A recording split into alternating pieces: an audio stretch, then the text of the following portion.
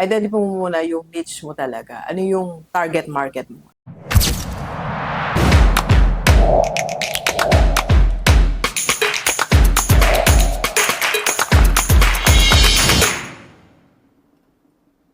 Okay, Delivers. Alam mo, marami nagtatanong sa akin, Dok, paano mo nasasagot lahat ng mga inquiries natin? Pero hindi ito yung topic ko, Delivers. Sagutin lang natin. Paano mo nasasagot lahat ng inquiries? Hindi naman tayo automated. O, hindi po ako hindi po robot. Hindi AI ang sumasagot sa lahat ng inquiries natin, sa pages natin, main page natin, Doc Vicky Sunga, IMG Rockstar Community, and Rockstar Seminar and Coaching, and sa personal FB ko. 4 po yan. So, ang tanong ay, paano natin nasasagot lahat yan? Hindi naman tayo, hindi siya 100% automated. Hindi po AI. Tao po talaga ang sumasagot sa atin. So, what I did is, ganito po. Unang-una, identify nyo muna kung ano yung target market natin. Sino yung target market mo? Sila ba ay takot sa technology? Okay ba sa kanila? Gen Z ba sila? Or edad ni Doc, 40 plus? So, sa akin kasi, ang client ko po talaga is for the IMG Rockstar community, 40 pataas po yan. 40, 50, and mga 60. Nagjo-join sa IMG Rockstar community natin. And sa mga school owners naman, of course, mga owners yan, medyo may mga edad din. So, based sa study, based sa trial natin, hindi yan, ayaw na ng 100% automated o yung robot yung sumasagot. Kaya what I did is, meron pong nakaupo na alternately, naka-schedule sila, sumasagot sila.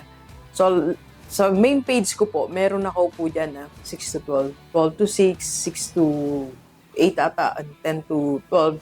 Ngayon, Saturday, Sunday, iba schedule natin. Kaiba lang natin kanina. So, kasi yun yung alam ko na kaya ko kayong ma-serve better.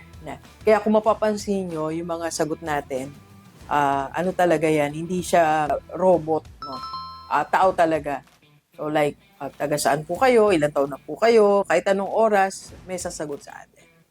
So, again, kaya ko po ito sinagot. Sa marketing kasi, isa yan sa mga dapat nating i-define. Meron kasi tayong tinatawag na parang ano ba yung journey ng ating clients? Ano bang pinanggagalingan nila? So, most of my clients, dahil may edad na sila, na-scam na sila kasi nga automated yung mga sagot, gano'n, wala silang nakausap. So, kaya ang mga clients natin, umiiwas na sila sa gano'n. Kaya hindi tayo automated. Okay? So, sa lahat ng mga may negosyo, identify mo muna yung niche mo talaga. Ano yung target market mo. And then from there, you design how to answer. Alam nyo kasi, it's so easy to attract clients ngayon. Sabi nga nila, attention is the new currency. Ang dali nang kumuha ng attention ngayon. Gandaan mo lang reels mo, gandaan mo lang yung videos mo, caption mo, copywriting mo, gandaan mo lang yan.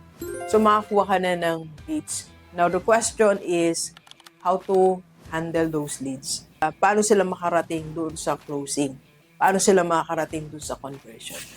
So, yan yung dapat iniisip ng school owners or business owners kahit hindi school. Kaya nga sabi ko, merong the rule of 4% for entrepreneur. Sabihin, only 4% of the process ng negosyo mo yung nakafocus ka talaga. And one of that is how you handle all your inquiries and yung conversion rate natin. Okay, so yung topic natin, later na, isang vlog na natin, medyo napahaba sagot natin. But anyway, so meron pa contest ng konti si Doc. If you want to have the Rockstar Pen natin and Rockstar Daily Sales Planner for yung mga nasa sales or nasa schools, pag-handle ng inquiries, meron po kayo ditong guide, daily guide. So if you want to have this, tapos itong blue and orange. So, bali 3 yung collection of pen natin. Para makuha mo po itong 5 na to, ang kailangan mo lang gawin is mag-subscribe ka sa YouTube channel ni Doc. Mag-subscribe ka sa page natin. 3 po yun, Doc Gigi Sunga. And IMG Rockstar, yan yung isa natin, Rockstar Seminar and Coaching. Then, screenshot mo lang, isend mo lang po sa personal FB ni Doc. Ayan po ang personal FB. So, yung first 10 na makagawa po niyan, bigyan natin itong collection natin. Facial collection, Rockstar. Let's go. Kapi po.